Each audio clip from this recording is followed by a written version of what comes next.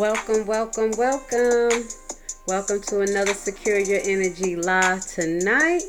I want to say thank you for tuning in and allowing me to take over your screens. We're going to start Secure Your Energy live tonight with a video, a little short video.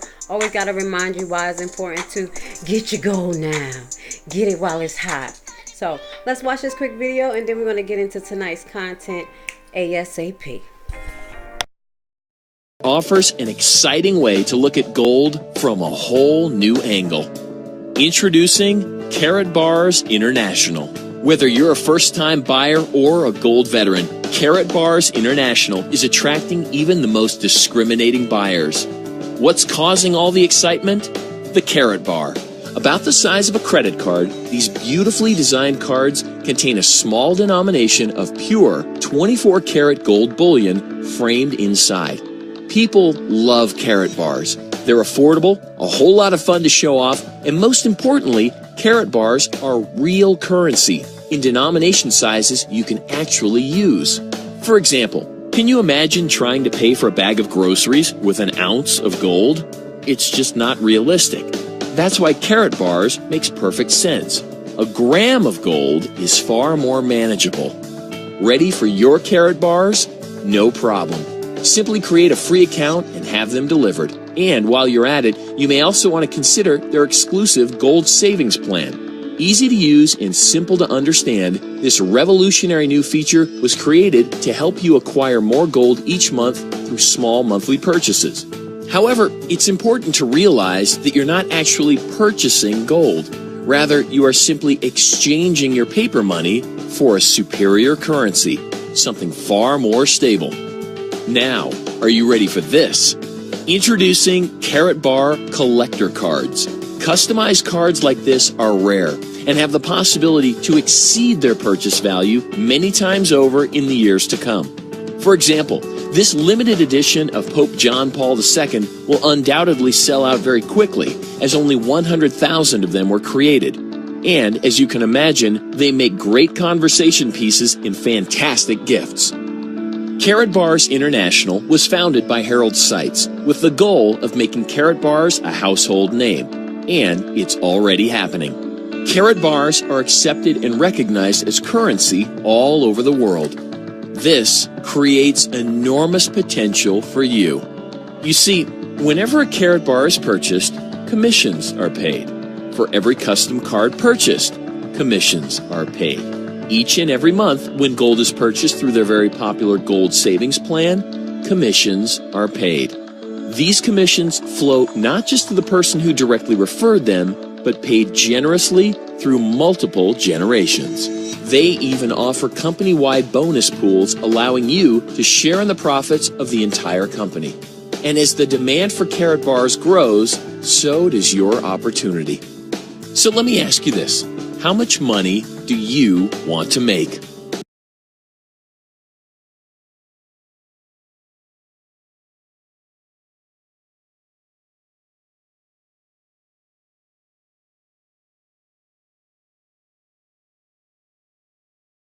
All right, all right.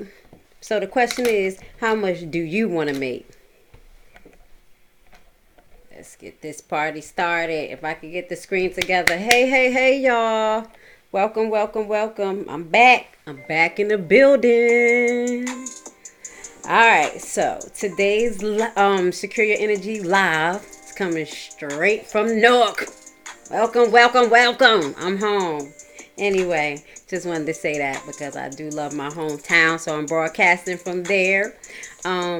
What I want to say is many blessings to you guys. I know you enjoyed your family. A lot of people still celebrate the pagan holiday. I'm not mad at you. It's always good to feng shui with your family, love them while they're there, and make sure that y'all move together as a family together.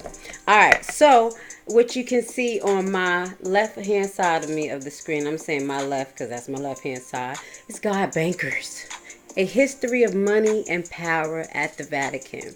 Okay, this book right here that you see right here, this book is available. You can purchase it yourself. You could go on Amazon and purchase it yourself.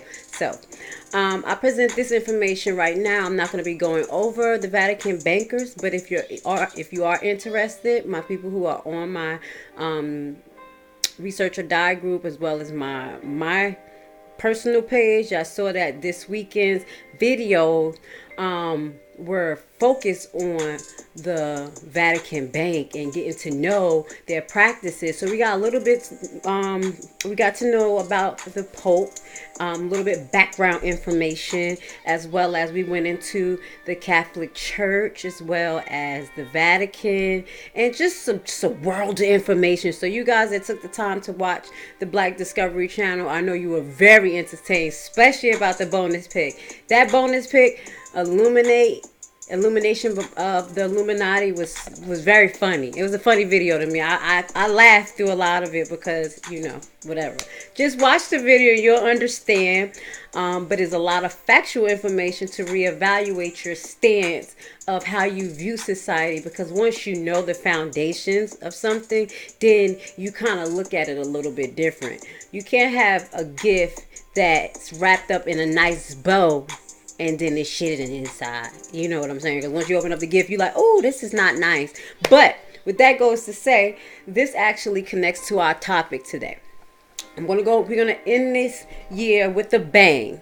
So I need y'all to get y'all pens and paper, because some of the entities that I'll be talking about, y'all may not know about. Now, we have went over the Bank of International Settlement, BIS. I'm always mixing those letters up and saying BSI, but y'all know I meant to say BIS, the Bank of International Settlement.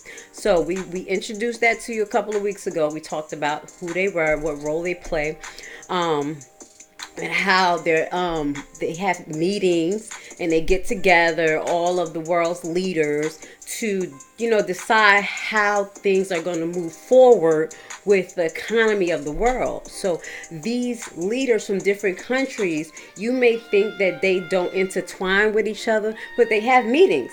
So these meetings take places in organizations such as the BSI that we went over. So today we're going to go into two more entities that I have one mentioned to you prior and one I haven't. The World Bank is one that we'll be going over today, as well as we'll be going over the IMF, I do apologize. Okay, so we did talk about the IMF a little bit, but what we want to do is compare and contrast these three entities so you can get a clear understanding of who they are, what they do, and how people can literally get their mission statements mixed up. Because we talked about that before, how the one organization kind of parallels the other organization, but one organization is supposed to have a mission statement to actually help countries that's in crisis by giving them short-term loans with the interest rate that they may not be able to handle. But that's just my opinion. That's here nor there. We're not talking about that right now, but we want to get the basis of the information so you can understand how this system actually works. Like actually work, because people have perspectives of things, but it's actually things that's in flow, in motion, that that's been taking place for years. So with that goes to say, we're going to start by watching the videos today. I like to share videos with you guys. Video time. And it's going to be a few, so we're probably going to be here together for about an hour. But we're going to start with, what we're going to start with? Last week, we talked about the UK and the new president that they got, Mr. Boris Johnson. And one of the things that I mentioned, I had to stop the video. There's been a lot of irritation about Cameron and his policies. Don't talk yet. So, basically... I looked at the video and I was like, yay, UK got what they want. They want to get out of Brexit. And this gentleman, Boris Johnson, is supposed to help them get out of Brexit, which will disconnect the UK from the European Union. We did talk about how that will affect us and how we are connected like a sister ship program, or whatever they want to call partnership with the UK, where we actually kind of go into the European Union as allies with them. So because they're pulling out, I don't know our stance, but I will continue to watch and see how the United States actually interact with the European Union. As I mentioned, or we saw a couple of weeks ago, that a few other countries are working their way around the United States treaty. What they have, those penalties against Iran. And what they're doing is coming with their own little treaty.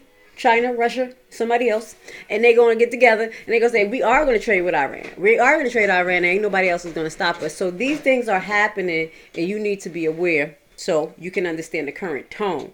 But what I found interesting is that just off my purity gut, I said, wait, this guy, Boris Johnson, he reminds me of Trump. I never listened to him. I don't know him. But, I'm just kind of like going with the flow when it comes to this UK thing. And guess what I happened to come across today? Another content creator brought it up, the Vice show. And I was like, wow, let me go do some research. So basically, the people of UK have a little issue with Byron because he may have racist tendencies. So that's probably why he reminded me of Trump. No offense. But they have like characteristics, like they look alike. They got the orange top thing going on. The mannerism is kind of like wow. And it was just something about him. So let's just watch this video together. And you're going to see how the people feel about him. And, we can take it from there. I just wanted to show y'all. Sometimes you see things in people. Just go with it. I think that there's been a lot of irritation about Cameron and his policies and about the Tories generally. I think there was a great disappointment in the way they handled the Syria question. Mm-hmm. The free rider quote in the famous Atlantic interview was actually not at the Saudis. Yep. It was aimed at the Brits and the French, and especially at David Cameron. Especially the Brits. Especially Cameron. And now you have Obama says what he believes, which is we don't really need to think that Britain is going to be at the head of the line when we're doing trade negotiations, when it's so small compared to Europe. And you have Boris Johnson coming out and saying things that are really thinly disguised racism, talking about his Kenyan background, saying that he resents Britain because, and Winston Churchill because of the history of Kenya. I mean, what is he, out of his mind? Well, presumably it's a political play, right? Well, yeah, it's like a Donald Trump political play. In fact, I think we can say Boris Johnson is acting exactly like the Donald Trump of London. Okay, so he said it. I didn't. That's all I'm saying. So just FYI, this guy that's in charge of, I guess, disintegrating the Brexit agreement and coming up with new, they have to come up with some type of new financial plan to move forward as a country. So he's going to be the one that's doing it. And it seems like he don't have good behavior. Just like someone on our side doesn't have good behavior and don't know how to negotiate. Mr. Negotiation. So this is just I guess right after he was elected, and what the hell went down? It kind of looked like America. It kind of looked like America. So I just want to show y'all that we may be in another country, but it seems like we're going through similar things. And there are similar tones going on. So we have to pay attention to what's going on. And it's definitely I don't know. I'm not going to say it on this forum right now. I'm going to save it for the Black Discovery Channel or Uncensored Enlightenment Talk. But y'all know what it sounds like. It just don't sound right. It just don't sound right.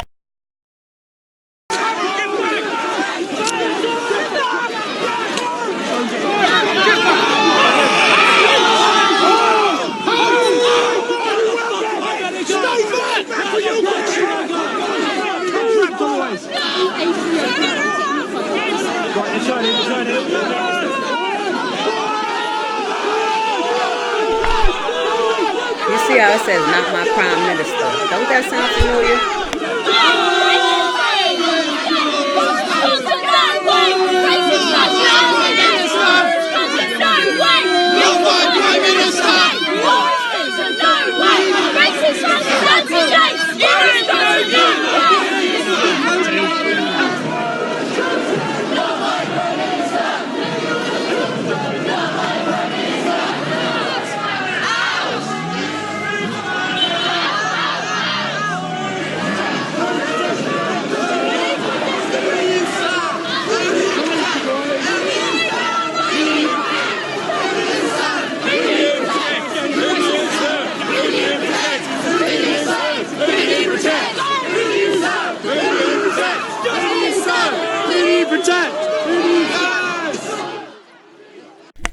Well, all I can say is that looks familiar, guys. So I'm going to pray for the UK because it looks like they're about to go through some turmoil, just as we did in the United States right after someone was elected, and then it just went chaotic. All these big protests and all this crazy stuff going on because some people don't agree with the divide and separate and this is my country type thing, that just don't work for everybody.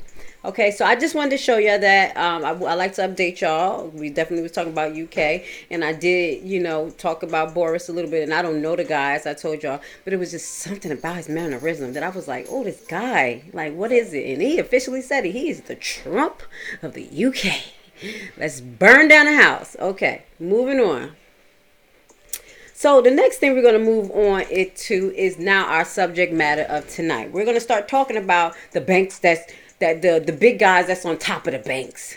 So we talked about public banks. We talked about private banks. We also talked about the banks that are for each country. That is like the Federal Reserve. We talked about the UK bank that's for them as well, the like the reserve system that they have, but it's actually an entity above them. So when you also look into the Vatican's bank, they're pretty strong as the Federal Reserve, move like the Federal Reserve.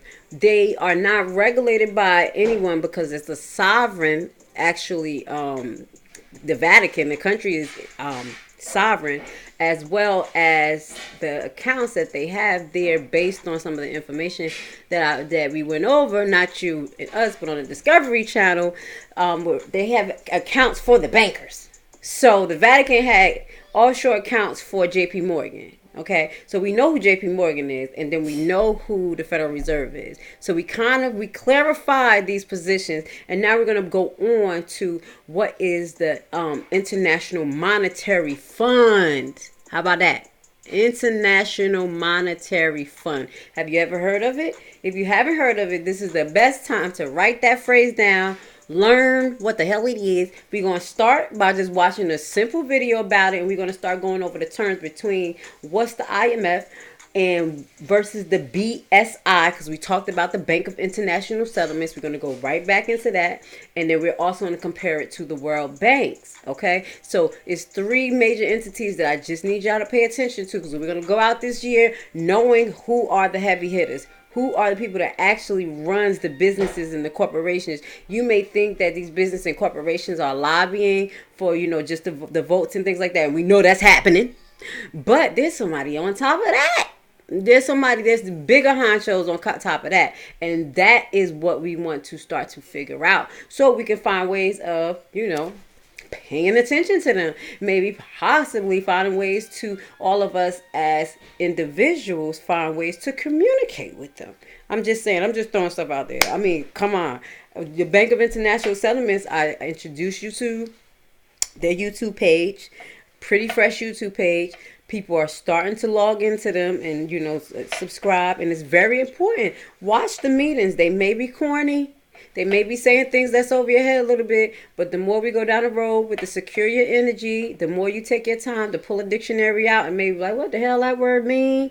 Google it, say it in your Hulu, whatever type of device you got. It will help you start to get a better understanding, because you're going to end up in a situation where you just don't know what's going on. And when you don't know what's going on, you cannot be prepared. And prepared people have winner mindsets. We talked about that last week. We're having a rich mindset versus a poor mindset. And one of the things as having a rich mindset is always being prepared and thinking ahead. You have to think 20 years ahead, 5 years ahead of how it's going to be. The tone of the economy right now, what may be sufficient for right now, is not going to be sufficient 20 years from now with all the global changes, as well as they talk about climate changes. That in itself can create a whole new market for something. So as individuals, we have to hone in on what resonates with us so we can pay attention. So let's watch this video together, and I'm gonna stop talking and we're gonna get to know what is the IMF. How about that?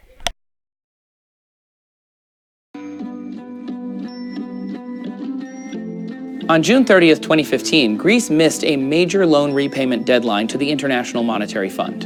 The IMF provided 32 billion euros in emergency loans to keep the Greek economy from collapsing. So why did the IMF take a risk on such an unstable economy?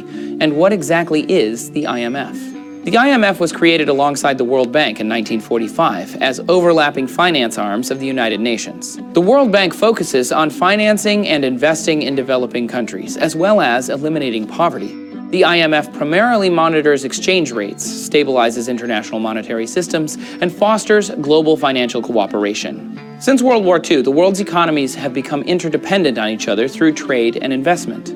While this helps strengthen the global financial system, it also creates weaknesses in the economic chain. When an unforeseeable crisis like a recession or natural disaster destabilizes one nation's economy, that can severely affect dependent countries. The balancing force of the IMF prevents any potential domino effect in collapsing economies. The IMF is one of several global banks that provides loans to troubled economies to promote a stable world economy. The IMF and its sister organization, the World Bank, tend to serve more Western interests, like the US and the EU, while other global banks, like the New Development Bank and the Asian Infrastructure Investment Bank, serve Chinese and Russian interests more. In total, the IMF has 188 member states. After the global financial crisis of 2008, African countries were hit hard. The demand for imported goods from Africa declined, and international growth rates slowed. In response, the IMF proactively made billions of dollars available to places like Ghana at extremely low interest rates.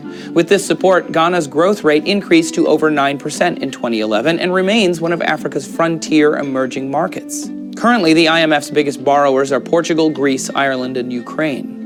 The IMF also gives precautionary loans as a sort of preventative measure before things get too bad. Receivers of precautionary loans include Mexico, Poland, Colombia, and Morocco. Despite their support, the IMF has been widely criticized for allowing disparate levels of influence. This is because member nations which invest more money in the IMF get more voting rights. The US comprises nearly a fifth of all available votes because they are the largest contributor. Additionally, since the IMF is somewhat of a last resort, countries in trouble have no choice but to agree to significant austerity measures that may not necessarily be in their best interests or agree with their ideologies. While the IMF is a powerful force within the world economic balance, it also openly serves the interests of its member countries. With so much influence in the political policies of struggling countries, it is dangerous to try and treat domestic problems with simple cash infusions and austerity measures. However, without it, countries like Greece may face worse alternatives. If Greece leaves the Eurozone over money woes, it would be devastating to all of Europe. The European Union is also at risk after Greece's refusal to accept a bailout. To learn more about the future of the EU, check out our video here now. But the 2008 recession put a huge damper on the EU's success. For the last decade or so, Greece, Italy, Spain, Ireland, and Portugal have faced unprecedented levels of unemployment and public debt. Also, subscribe to TestTube News for new videos every day, and thanks for watching. Okay. The great enemy of writing. Getting the clear picture of who is who and what is what. Now you already see that these major big banks are basically doing the same thing. They're giving loans to countries with certain interest rates or certain ties. So as you learned in this video, is that the IMF and the World Bank are basically sister companies. They're sister companies, and the IMF goal is to help basically they want to grow the economy by giving loans to countries that are in financial crisis with certain stipulations, as they mentioned. They also have the control over global exchange rates, and we're talking about the IMF, and then also the World Bank has a part in that, as well as the global exchange rate, as well as a part in supposedly combating global corruption. So these two entities, as they say, they are more leading towards the United States and the EU to a certain extent, because they are just like the United States government. They're lobbied. It seems like the more money that you put in, the more control you have. So what happens is that a little country will need money. They will go to the IMF and say, hey, they know that the United States is basically running the IMF, so it got to be a last resort. and they go and have these ties, or they have to act in a certain political manner to continue to have the funding. And these are the type of organizations that I think, in my opinion, helps fund some of the coups that goes on in some of these countries. This is my opinion. That I always tell you when it's my opinion, but when we laying out the facts, we laying out the facts. The foundational facts of this video that you need to understand is that the IMF and the World Bank are sister companies. The difference is that the IMF is the nice guy, and the World Bank seem like supposed to be the bad guy.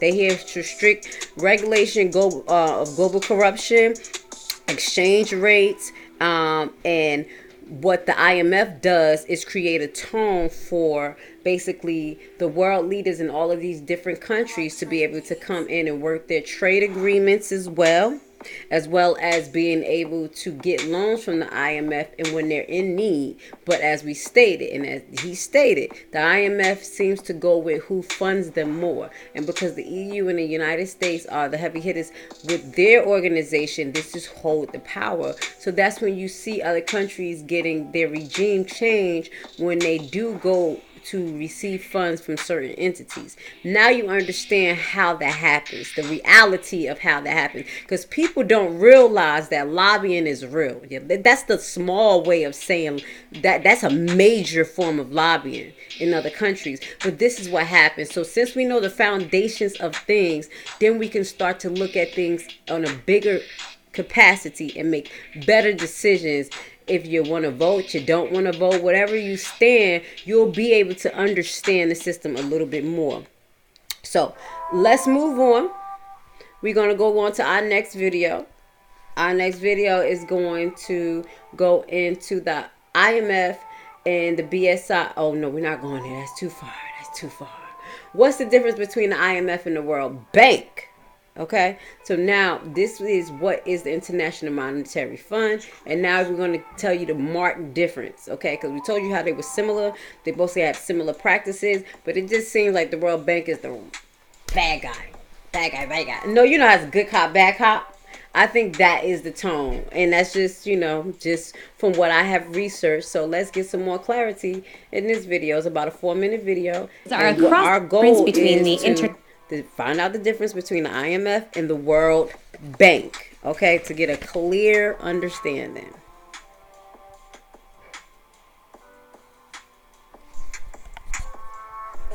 Monetary Fund, the IMF, and the World Bank, well, you're not the only one. Famed economist John Maynard Keynes, who was a founding father of both institutions, said that he was confused just by their names. The IMF and the World Bank are closely linked. So close that their headquarters are across the street from each other here in Washington. So what's the difference between them?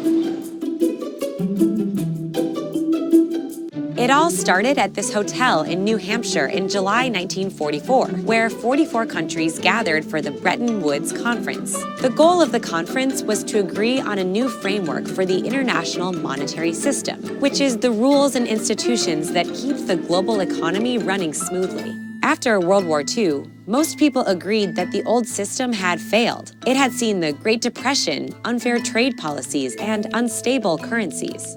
After 3 weeks of heated negotiations at Bretton Woods, especially between Keynes, who was representing the United Kingdom, and Harry Dexter White, the U.S. Treasury representative, a deal was reached. The agreement created the IMF and the International Bank for Reconstruction and Development, soon to be known as the World Bank. Each institution was given a distinct role. The IMF's job was to oversee a system of fixed exchange rates, which tied the value of a country's currency to the US dollar, which was pegged to gold. The main purpose of this was to make sure exchange rates stayed stable, to encourage global trade. The IMF was also tasked with providing short-term loans to countries struggling to pay their debts. Meanwhile, the main goal of the World Bank was to give financial assistance to countries, mainly in Europe, that needed to rebuild after the war.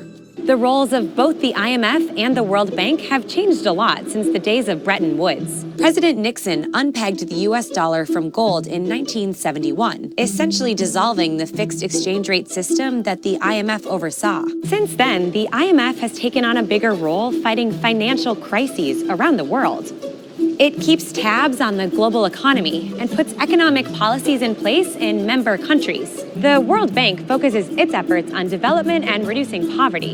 It provides funding and resources in projects in some of the poorest countries in the world. Both institutions include 189 member countries, but the IMF has around 2,700 employees, compared to the World Bank staff of 10,000. The IMF is funded mainly by quotas, basically subscription fees from member countries. It receives around $675 billion in quotas, with the US, Japan, China, and Germany contributing the most. The World Bank is financed mostly by issuing bonds to global investors. The group's lending commitments reached nearly $59 billion in fiscal year 2017. The IMF has committed $160 billion under its current lending arrangements. Today, the IMF's biggest borrowers include Greece, Ukraine, Portugal, and Pakistan. The places where the World Bank is running the most projects are in Africa and East Asia. One thing the IMF and the World Bank have in common is that they both have some opponents.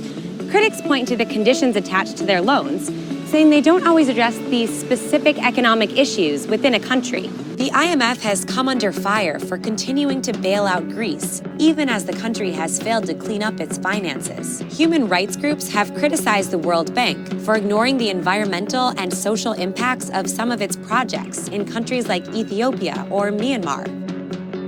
But the IMF and the World Bank say they promote global economic stability. They make countries less vulnerable to crises, promote higher living standards, and provide vital help to countries that need it. Hey guys, it's Elizabeth. Thanks so much for watching. You can check out more of our videos over here, including one about how hurricanes affect the economy. We're also taking your suggestions for future CNBC Explains, so leave your ideas in the comments section. And while you're at it, subscribe to our channel. Bye for now. All right, that's definitely was a great video. We watched this video actually 2 weeks ago. I just wanted y'all to watch it again because now it's going to make a little bit more sense now that we're going into these other entities. And the only difference between the IMF and the World Bank is who they give loans to. And at the end of the day, it seems like their mission is supposed to be to end poverty, to balance economies, help balance economies in different countries.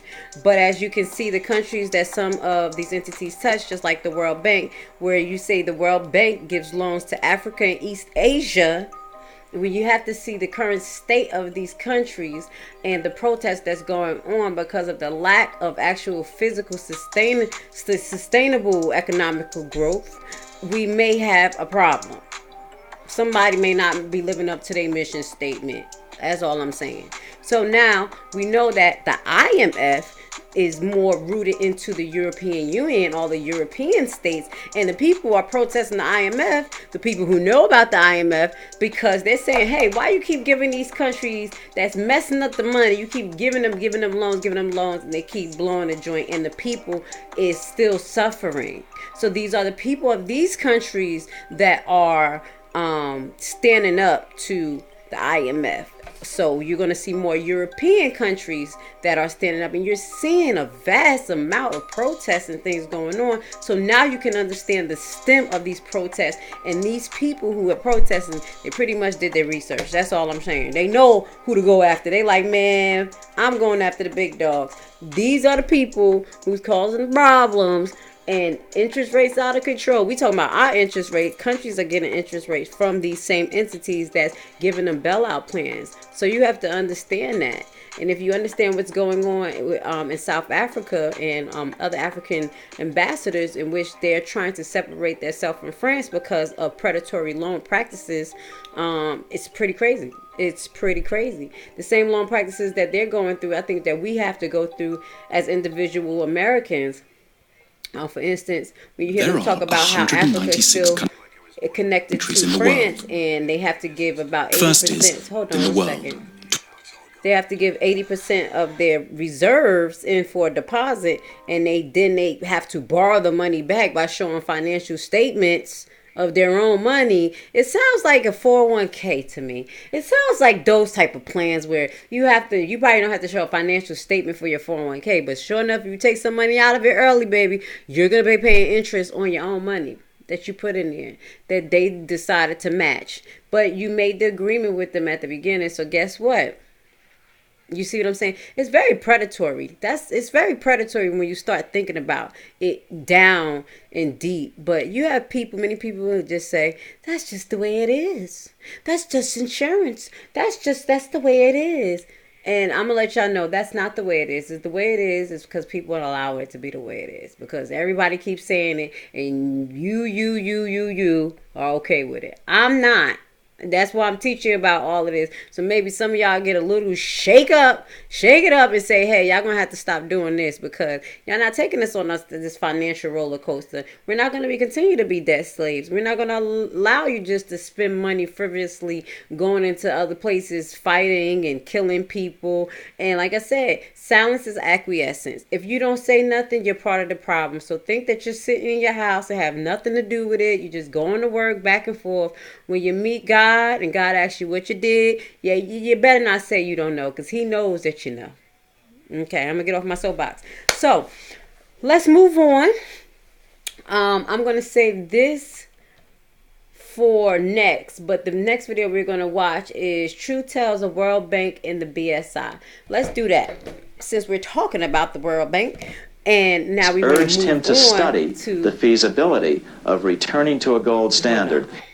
To the BSI, we're going to find out some foundational information about both of the entities. So True Tales of World Bank, IMF, and the BSI. This is an old documentary. I just got like 12-minute clip from there. And if you want to find out more information pertaining to this documentary, I actually have the upload on SecureYourEnergy YouTube page. It's called The Heavy Hitters. The Heavy Hitters has the full documentation of this actual content. If you would like it, just let me know. I can point you in a direction. So let's just watch this 12-minute video so you can get an understanding of the foundations. Okay? The foundations of these banks. Please pay attention. Take your notes. Go watch another documentary, learn about it. You just need to know who these entities are. I'm introducing you to them because it's very important for you guys to know. The average person needs to know this. The average American needs to know this because obviously other countries know. Other countries know, and this is why they look at America like this, because we always looking at things at the surface value, and we don't like to go deeper into the past because you feel like it don't apply. But what you don't understand is that we're manipulated by not knowing the past and knowing the foundations of the gift. We just see the gift wrapped up in a bow, and when we open the gift, it's full of shit. I'm sorry. Backtrack. I'm acting up tonight, but let's watch this video together, guys. As the only way to curb government spending. It sounded like a reasonable alternative. Urged him to study the feasibility of returning to a gold standard as the only way to curb government spending. It sounded like a reasonable alternative, so President Reagan appointed a group of men called the Gold Commission to study the situation and report back to Congress. What Reagan's Gold Commission reported back to Congress in 1982 was the following shocking revelation concerning gold. The U.S. Treasury owned no gold at all. All the gold that was left in Fort Knox was now owned by the Federal Reserve, a group of private bankers, as collateral against the national debt. The truth of the matter is that never before has so much money been stolen from the hands of the general public and put into the hands of a small group of private investors, the money changers.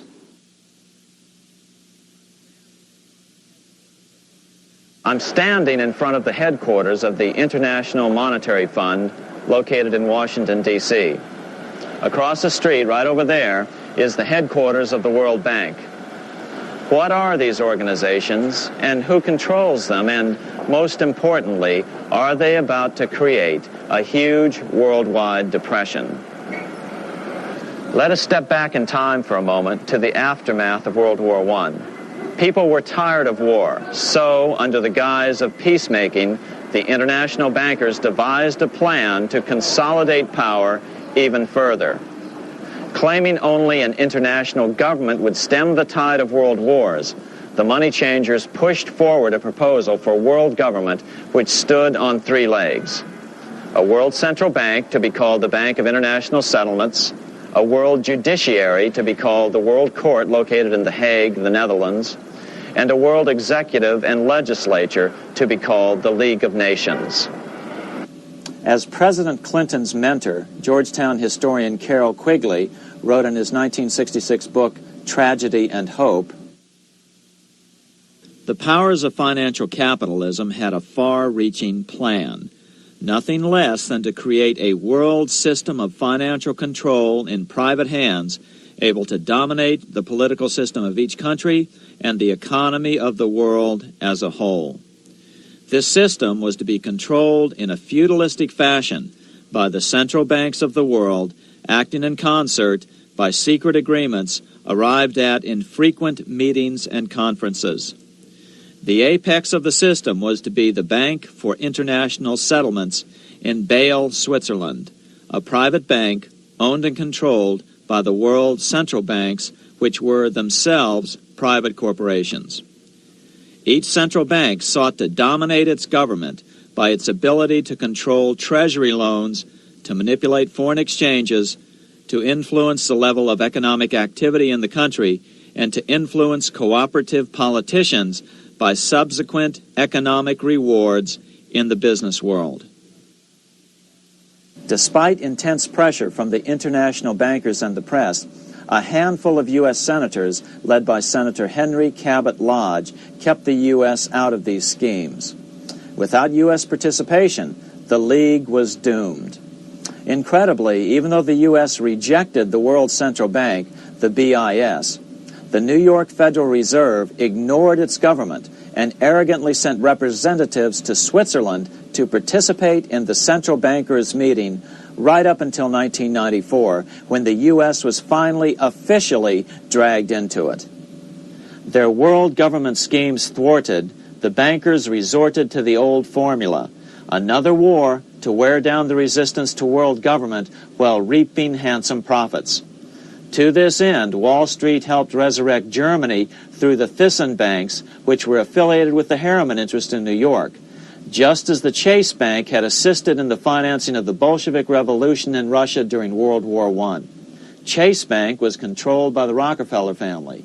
Subsequently, it was merged with Warburg's Manhattan Bank to form the Chase Manhattan Bank. Now this has merged with Chemical Bank of New York, making it the largest Wall Street bank. Their strategy worked. Even before World War II was over, world government was back on track. In 1944, at Bretton Woods, New Hampshire, the International Monetary Fund and the World Bank were approved with full U.S. participation. The Second League of Nations, renamed the United Nations, was approved in 1945. Soon, a new international court system was functioning as well. All effective opposition to these international bodies before the war had evaporated in the heat of war, just as planned. These new organizations simply repeated on a world scale what the National Banking Act of 1864 and the Federal Reserve Act of 1913 had established in the U.S. They created a banking cartel composed of the world's central banks, which gradually assumed the power to dictate credit policies to the banks of all the nations. For example, just as the Federal Reserve Act authorized the creation of a new national fiat currency called Federal Reserve Notes, the IMF has been given the authority to issue a world fiat money called Special Drawing Rights, or SDRs. To date, the IMF has created in excess of $30 billion worth of SDRs. Member nations are being pressured to make their currencies fully exchangeable for SDRs. In 1968, Congress approved laws authorizing the Fed to accept SDRs as reserves in the U.S. and to issue Federal Reserve notes in exchange for SDRs. What does that mean? It means that in the U.S., SDRs are already a part of our lawful money. And what about gold? SDRs are already partially backed by gold. And with 2/3 of world gold now in the hands of central banks, the money changers can go about structuring the world's economic future in whichever way they deem most profitable.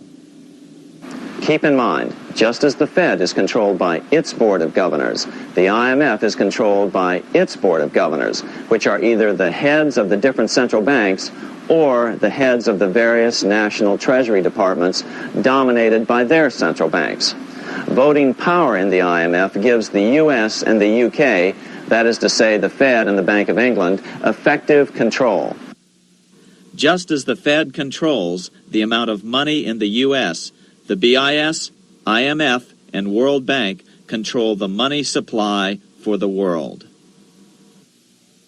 So we see the repetition of the old goldsmith's fraud replicated on the national scale with central banks like the Fed and on the international scale by the three arms of the world central bank. Is this organization of the BIS, the IMF, and the World Bank, which we refer to collectively as the World Central Bank, presently expanding and contracting world credit? Yes. Regulations put into effect in 1988 by the BIS required the world's bankers to raise their capital and reserves to 8% of liabilities by 1992. Increased capital requirements put an upper limit to the fractional reserve lending, similar to the way cash reserve requirements do. What has this seemingly insignificant regulation made in a Swiss city 8 years ago meant to the world? It means our banks cannot loan more and more money to buy more and more time before the next depression, as a maximum loan ratio is now set. It means those nations with the lowest bank reserves in their systems have already felt the terrible effects of this credit contraction as their banks scrambled to raise money to increase their reserves to 8%. To raise the money, they had to sell stocks, which depressed their stock markets and began the depression first in their countries. Japan, which in 1988 had among the lowest capital and reserve requirements and thus was the most affected by the regulation, has experienced a financial crash which began almost immediately in 1989, which has wiped out a staggering 50% of the value of its stock market since 1990 and 60% of the value of its commercial real estate. The Bank of Japan has lowered its interest rates to 0.5%, practically giving away money to resurrect the economy, but still the depression worsens. Due to the $20 billion U.S. bailout of Mexico, the financial collapse in that nation is already known here. Yet despite the bailout, the economy continues to be a disaster.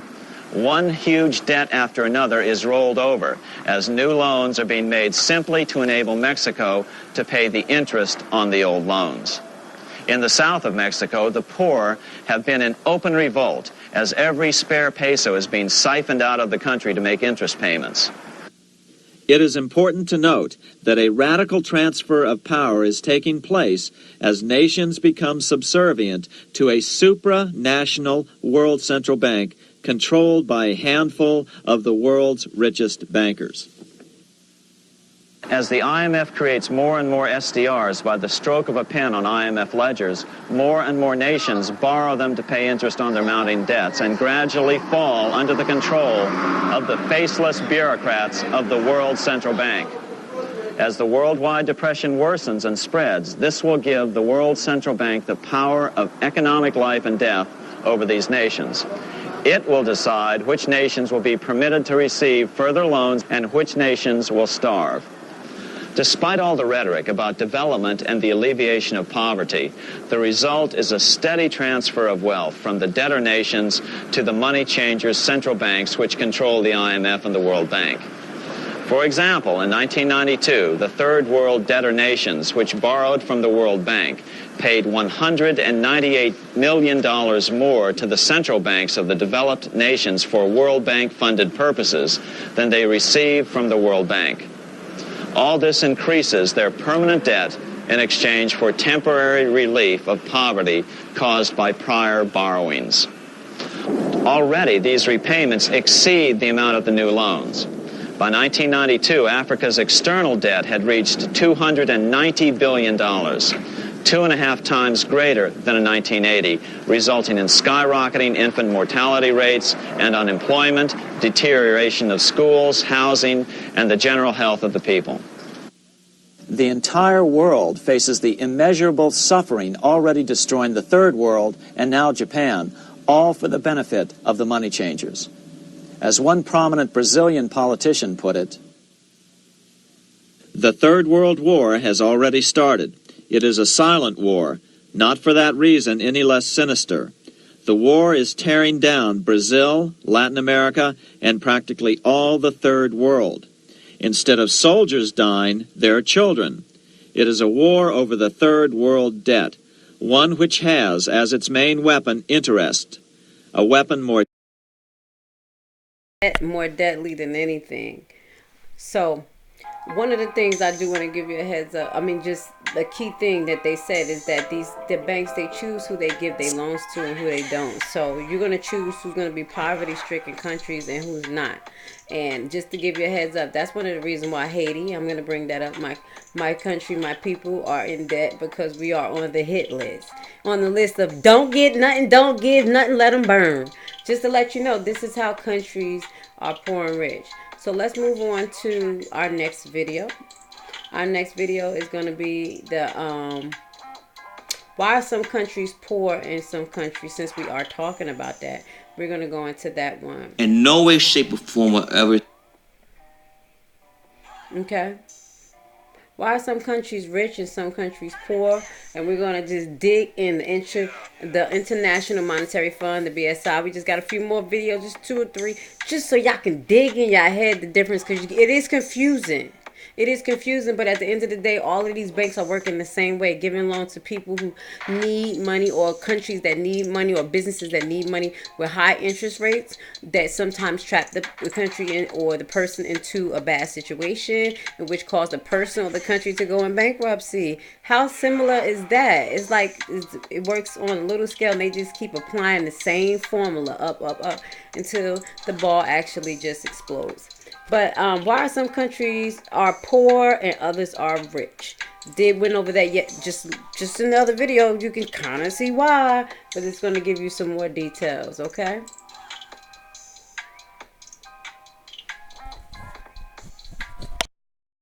Are very rich, defined 196 countries in the world.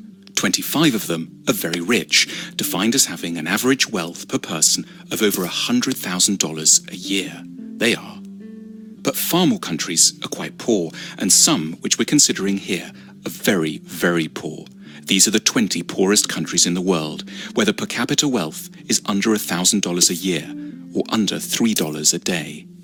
Every country is now more or less on a path to growth, but the poor ones are growing very, very slowly.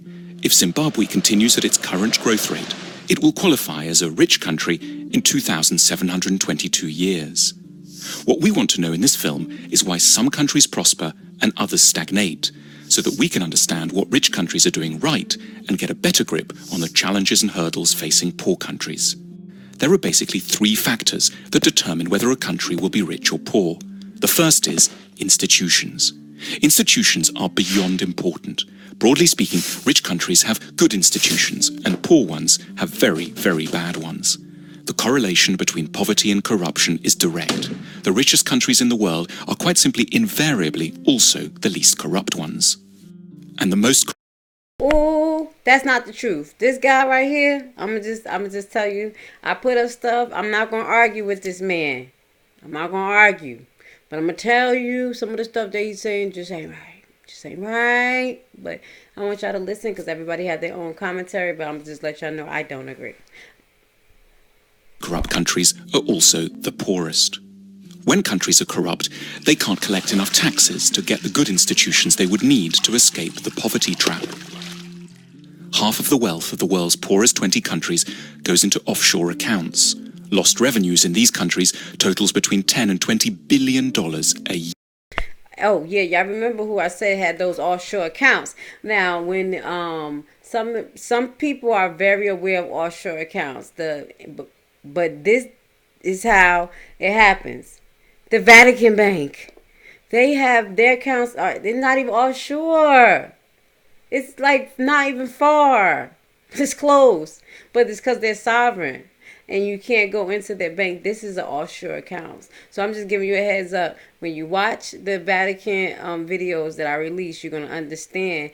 And these are live news clippings from around the world about the Vatican and the bank and the corruption behind it. It's straight news articles. Okay, guys? So I'm going to tell you, I'm sharing some real stuff on the Black Discovery Channel. I usually look for news, clippings, articles, broadcasts, as well as old documentaries, old things just to bring back to the light. So just FYI, that is a sovereign bank that has offshore accounts. Proven. It's not a conspiracy. Year. Meanwhile, without an adequate tax base, poor countries can't invest in police, education, health, and transport. Now, a more generous way to look at corruption is that it's really a case of clan-based thinking. Say you're hiring someone. In the rich countries, you're meant to do so simply on merit, interviewing lots of candidates, then picking the best one, irrespective of any personal connection. But in poor countries, under the sway of clan-based thinking, that approach would itself be seen as corrupt. It's your duty to disregard the so-called best candidate from an anonymous bunch in order to pick someone from your own team, your uncle, your brother, your second cousin, the guys from the same tribe. As a result, poor countries don't allow themselves. That's another thing that I don't agree with, because I live in the South right now, and I worked in the North versus the South, and my people in the South may get attitude with me, but it's a good old boy system in the South. It's who you know. Sometimes you know people, you go get the job, and you just don't know the job. So that's another thing that I don't agree with in this video. Poor countries, rich countries, it's just corruption. But there is a thing called group thinking and gang thinking. And what he said, it is correct. That is a form of corruption. But it happens here in the United States. So the United States must be a poor country. Georgia must be a poor state because they do that. I'm just saying. If you don't like it, then oh well. Because I had some girlfriends. I done lost some girlfriends in Georgia because I done talked about the difference between Georgia and Jersey. It is a difference. It is what it is. I love you all. But I'm just going to keep it real. Good old boy state. Good old boy. Access to the intelligence and talent of the whole population. There's a second thing that keeps countries poor. Culture. What goes on in people's minds, their outlooks and beliefs. A striking statistic pops up here in relation to religion. If there's one generalization you can make about religion and wealth, it's that the less people believe, the richer they stand a chance of being. 19 of the richest countries in the world have 70% or more of their populations saying that religion is not at all important to them. The exception here is, unsurprisingly, the United States, which manages to combine great religiosity with huge wealth. More on that in a second. And conversely, the poorest nations in the world are also extremely believing ones. Here's how many people think religion and the supernatural is deeply important in the following countries. In the world's poorest country, simply everyone is a believer. Why is belief quite so bad for wealth creation? Because in general, religiosity is connected up with the idea that the here and now can't be improved, so you should focus on the spiritual and look forward to a next world instead. It makes quite a bit of sense when you live here. In the rich world, on the other hand, people are generally great believers in their capacity to alter their destiny through effort and talent. Incidentally, to explain the anomaly of the United States, religion seems not to slow down economic growth here because it's a particular sort of religion, an overwhelmingly Protestant and exceptionally materialistic kind. The American God doesn't want you to think of building the New Jerusalem in the next world. He wants it here and now, in Kansas or Houston. There's another big factor that determines the wealth and poverty of nations: geography. Poor countries are overwhelmingly located in the tropical regions. This isn't a coincidence. Life is, in many ways, simply far, far tougher there. The problems begin with agriculture. Tropical plants are generally a lot less packed with carbohydrates. Poor countries have worse soil too. Also, I don't believe that. Okay, everything that I was quiet about, I'm good with. The stuff that I'm intertwined, that is not the truth. That's why Africa is the hub of sucking out all their resources. If they don't have good land because they got all this sun, why are we stealing all their resources? Why all the countries are in Africa right now? So that doesn't make sense. I'm going to have to stop this video. It's getting on my nerves. This guy, I'm going to let y'all watch the video on your own, The School of Life. I briefly went through it and I thought that I could, not argue with this guy. I don't feel like arguing today. We're not going to do this because he's not going to say this ignorant stuff. He's just saying some stuff that's just ignorant, okay? The sun, because it's hot. This what makes they soil bad. I can't tell. Every place has its own thing that it grows that's good to grow in their country that's traded on the free market. This guy is crazy.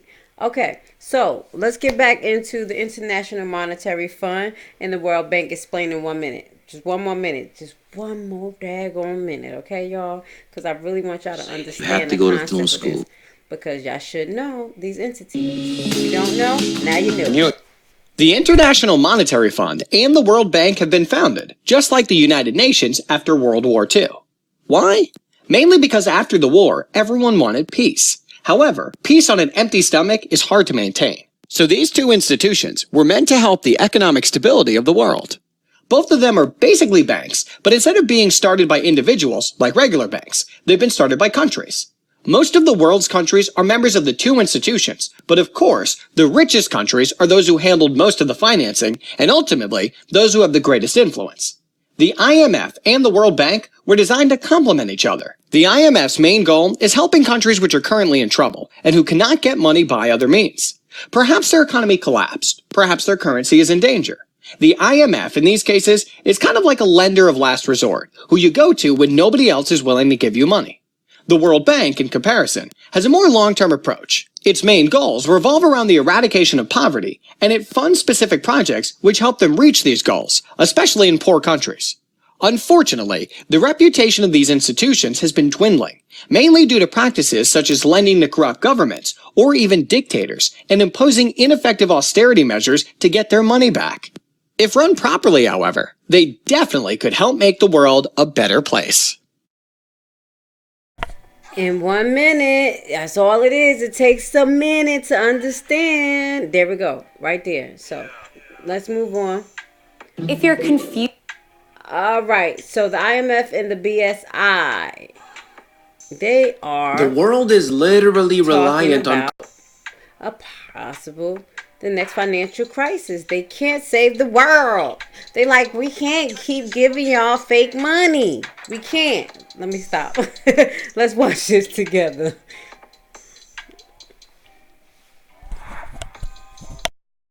Constant and never-ending stimulus from central banks and governments. Without it, everything would collapse. That was clearly proven in 2018, if it wasn't already evident before then. The IMF and BIS have been suggesting they need more and more power in order to backstop the events which will invariably occur at some point. Global governance is the ultimate goal. They just need another crisis to make it happen. You came here for the truth, so let me unveil that for you. Today we're going to talk about the echoes from the year 2000. I want to cover the real estate market. I want to show you what the IMF and the BIS have said. A lot to cover in this video, so let's begin by taking a look at this. What you're seeing is the S&P 500, looking at it from the year 2000 and beyond. And what we can see here is that previously, when we had this yield curve inversion that took place during this time, just as it does throughout every cycle, we had some interesting events that occurred. You can see that there was a little fake out that takes place in 2000 around August, but the actual crisis didn't begin to unfold until a few months later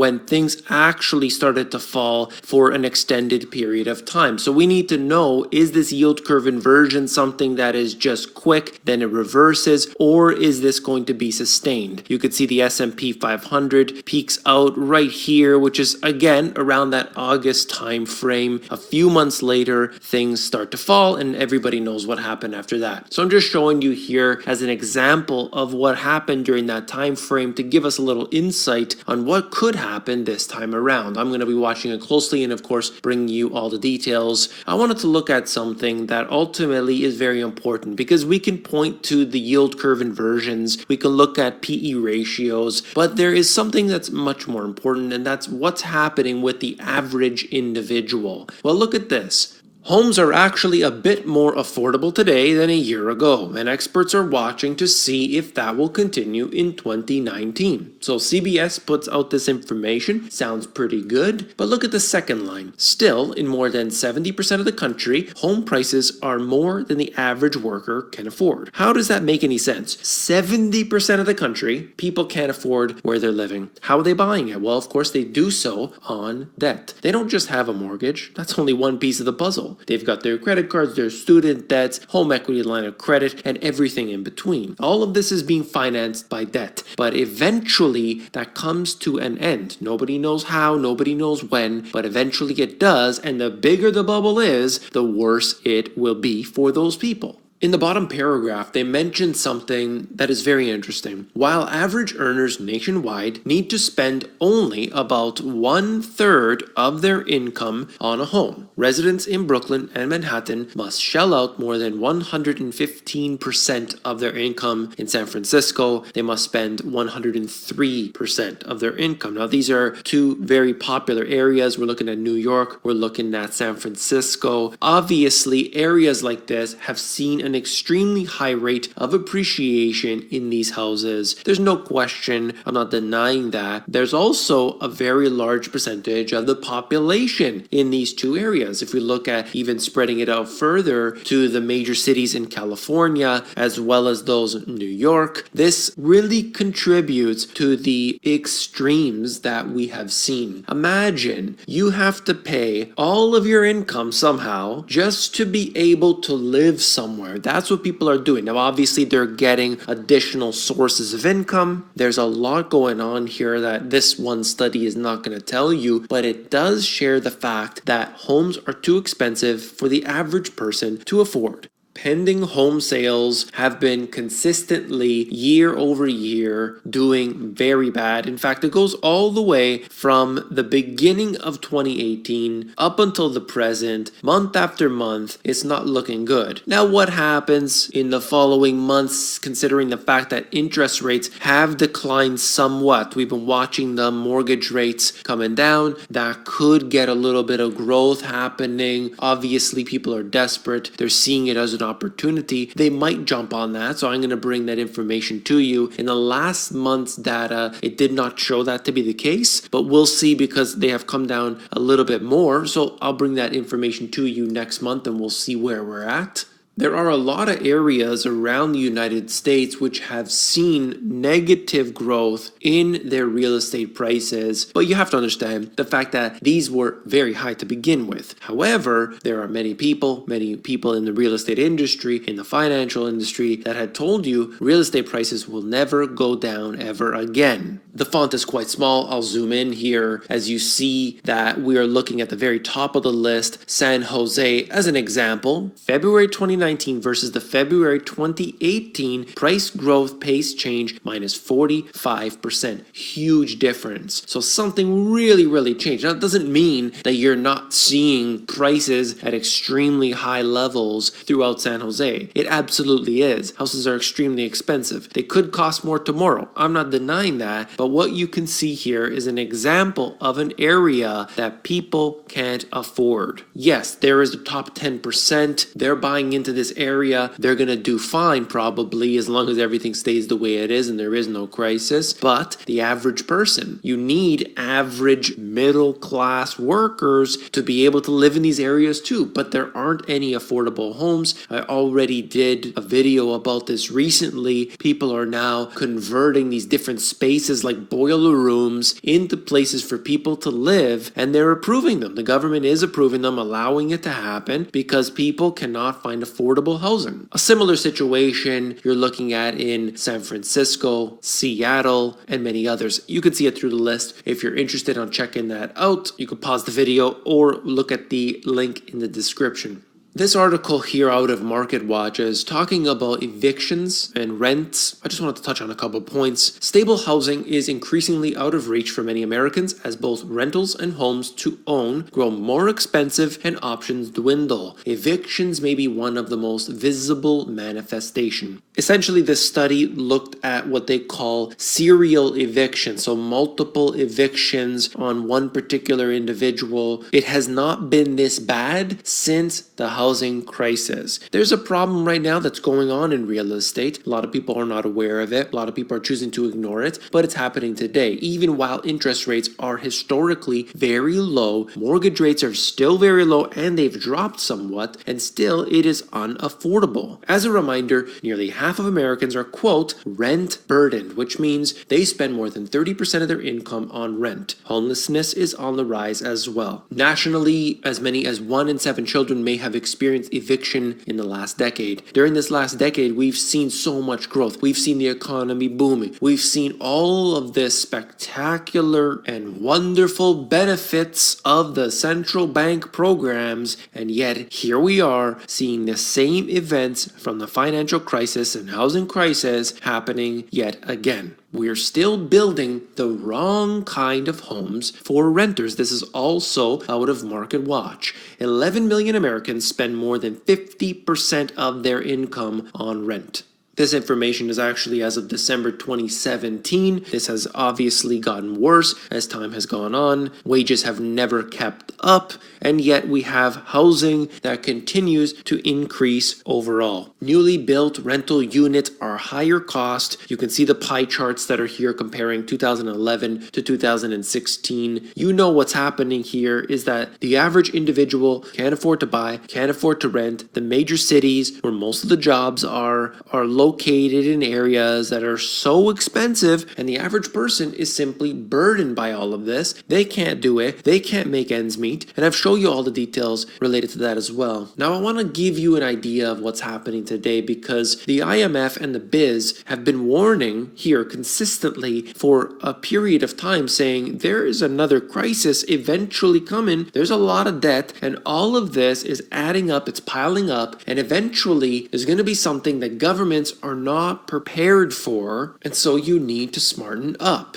Now, as I've always said, I don't agree with these two institutions in their solutions that they provide. I don't like what they say, what they do, but I do like their reports and where they point to the problems. They point out the right stuff, but when they go into a country, they aim to ruin it. IMF's firepower insufficient to respond to a major new crisis. This is according to the head of the BIS. The IMF does not have sufficient lending capacity to respond if a major new emerging market crisis affecting several countries erupted. Essentially, they're saying that if we start to have this cascading effect that I talk about all the time, there's no possible way that the IMF can deal with it. According to the BIS general manager, he said that as of the last reviews of the IMF quotas, how much member countries pay in and the voting rights that go with that had failed to ensure that it had sufficient financial resources. In my first book, for those who have read it, you may remember that I talked about the IMF suggesting that following this crisis, referring to the financial crisis of 2008,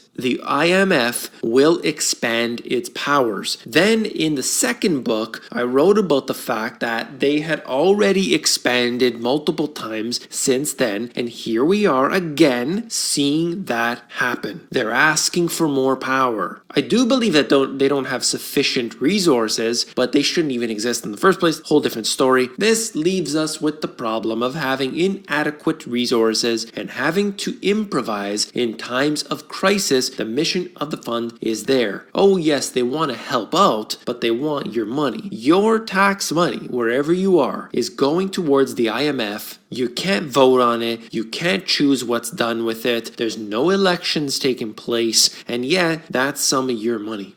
If the fund cannot do it, others will have to do it. Otherwise, the economic costs will be huge. And that is very important to understand. The next crisis is going to be too big to fail, but also too big to bail. I don't know how it's going to all play out, but it will be devastating. That's for sure. Now, the IMF's Christine Lagarde, something that I always refer to on here because, like I said, we should pay attention to what they say, not necessarily agree with what they do. She said that the Eurozone is not resilient enough to emerge unscathed from unexpected economic storms. Yes, it's more resilient than a decade ago when the global financial crisis struck, but it's not resilient enough. That's what she says. I'm not necessarily agreeing with this portion, but there's going to be something that builds and brews, whether that's the real estate market, whether that's corporate debt, whether it's some sort of derivative, maybe it's the CLO.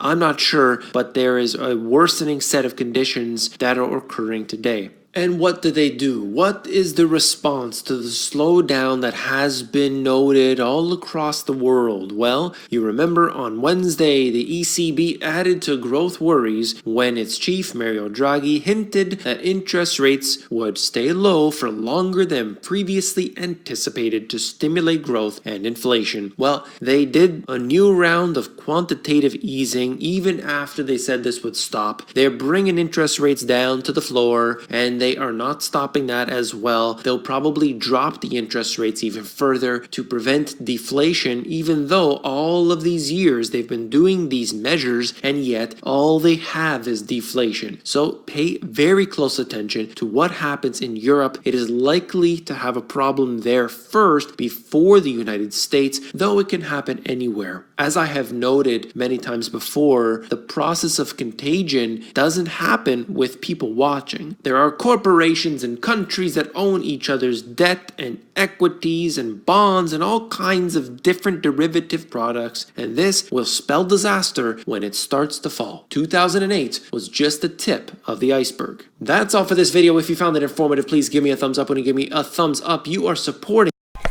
All right, so I want y'all to tell you who's this guy YouTube page is. He is amazing, and the information that he gives you is the information that we've been going over. So is the Money GPS.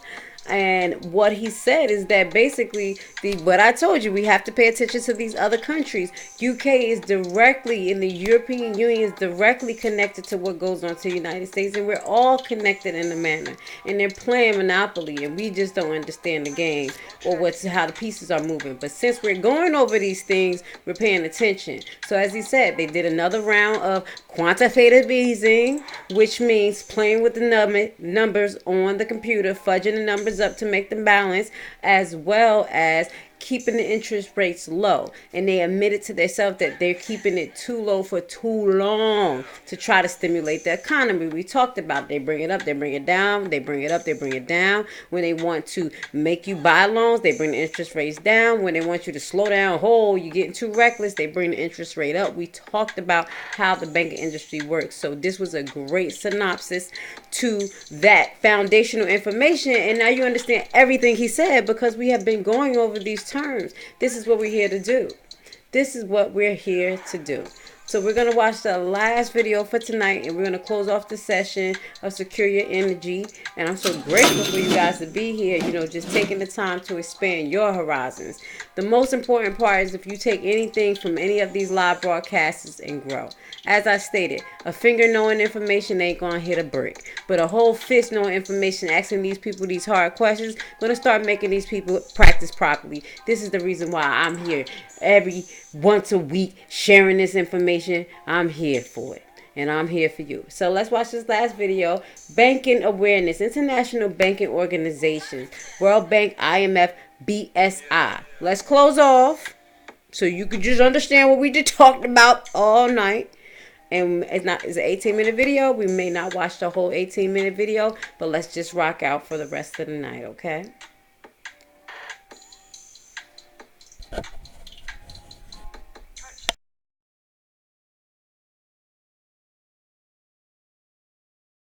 We have been dealing with banking and banking terms, etc., etc. So we also need to know some organizations nationally and internationally which are very much important and are responsible for the banking across the world and as well as in the country. So today especially we'll be dealing about some international banking organizations which are very much important for our banking which is happening in the country as well. So we come across these organizations now and then in the news. Let us know how it was established, who established, and what is its important function in today's banking. The very firstly, with related to banking, we need to know about World Bank. So what is World Bank? Where is it? World Bank is a Washington DC based group. It is a group of 5 international organizations. They together, what do they do? What is the main priority of World Bank? It provides loans for developing and underdeveloped countries. So many times in the news we have come across World Bank has given a loan amount $150 million or say 2.5 billion for construction of roads in so and so state or for so and so project in the country, etc. There is actually nothing called World Bank, but it is a group of 5 organizations together whom we call it as World Bank. So why is it very, very important? Because it is one of the largest development banks in the world. And also it is an observer at United Nations Development Group. United Nations Development Group, it is a subwing of which, so there also World Bank is a observer.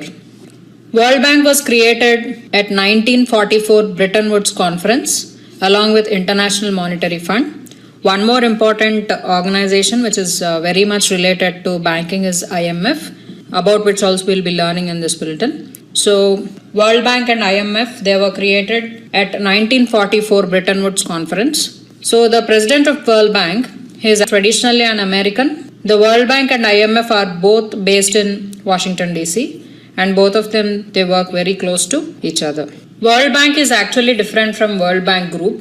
World Bank Group, it is an extended family of what we have said 5 international organizations. What is the intention behind World Bank? The intention behind World Bank is to provide temporary loans to low-income countries who are unable to get some loans commercially. To those countries, World Bank will be providing a loan. So the bank actually, it is very, very important. So it will give a loan and it will also ask policy reform in the recipient country if necessary. Means, for example, it is giving some loans to a country, some amount of loan to a country. There, if it is have observed that the country's policies, what they are following, they will not be able to pay them back. Then, the World Bank may ask for a policy reform. Many countries were represented at the Bretton Woods Conference, but the most powerful among them were United States and United Kingdom. Both of them were powerful in attendance and they dominated the negotiations. So what is the intention behind World Bank is to provide some temporary loans to low-income countries which were unable to obtain loans commercially, as we have seen it already. Let us discuss in detail about the World Bank Group. So first one is International Bank for Reconstruction and Development, then International Development Agency, International Finance Corporation, Multilateral Investment Guarantee Agency, International Center for Settlement of Investment Disputes. All right, guys. So what I'm going to do, I'm going to let y'all rock out. We're going to watch this video together. We're going to watch the whole thing because it's a great review.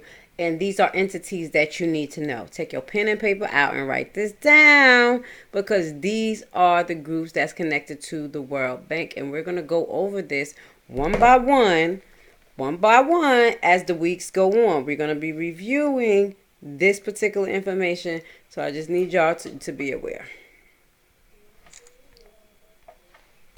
So all these 5 organizations together, we call it as World Bank Group.